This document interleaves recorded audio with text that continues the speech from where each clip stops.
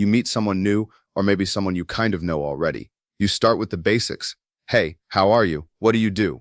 A few exchanges go by, and then it happens. Silence. That long, awkward pause where both of you suddenly find your phone incredibly interesting.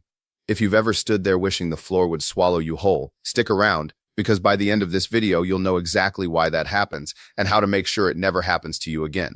Welcome back to Zach. I'm Zach, and today we're talking about something almost everyone struggles with, but nobody admits out loud: the art of never running out of things to say. I've been in that awkward silence more times than I can count.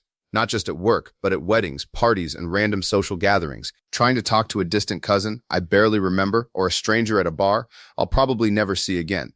For the longest time, I thought something was wrong with me. Turns out I was just untrained. Most people assume the reason conversations die out is a lack of confidence. But that's not really it.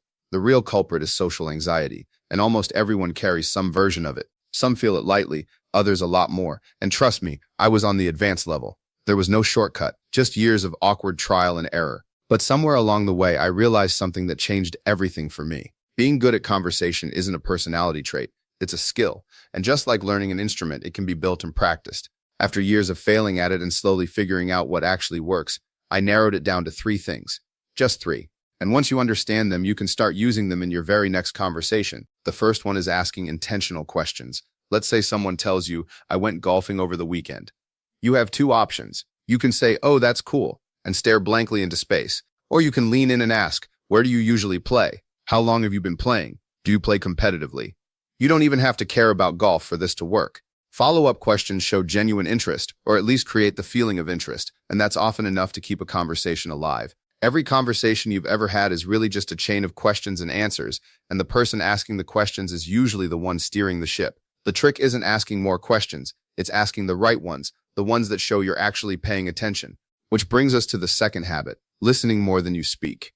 Most people think being a great conversationalist means talking a lot, but it's the opposite. The people who are genuinely great to talk to are the ones who listen more than they speak, and not the fake kind of listening where you're just waiting for your turn. That's not listening, that's waiting. Real listening means giving your full attention instead of planning your comeback, because when you're just waiting for your turn, you miss the actual point and end up saying something random or off track.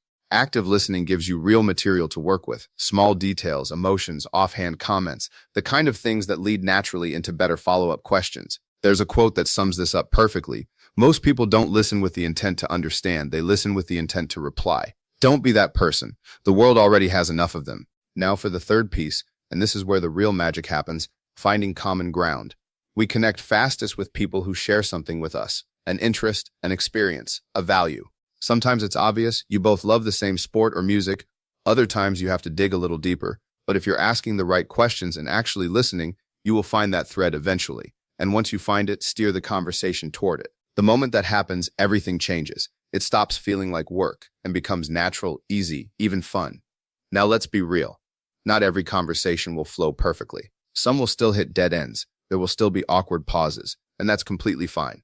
Silence isn't failure, it's just space. The sooner you learn to sit comfortably in that space, the less pressure you'll feel. Here's the truth nobody tells you: good conversations were never really about charm or confidence. They're about curiosity, patience, and presence. If you apply these 3 things, asking intentional questions, listening actively, and finding common ground, you will never run out of things to say again. And somewhere along the way, you'll realize the real goal was never to be interesting, it was always to be genuinely interested. If this video helped you see conversations a little differently, hit that like button, it genuinely helps this channel grow. And if you want more videos breaking down the small skills that make a big difference in everyday life, hit subscribe and turn on notifications. Drop a comment and tell me, what's the most awkward conversation silence you've ever survived? I read every single one.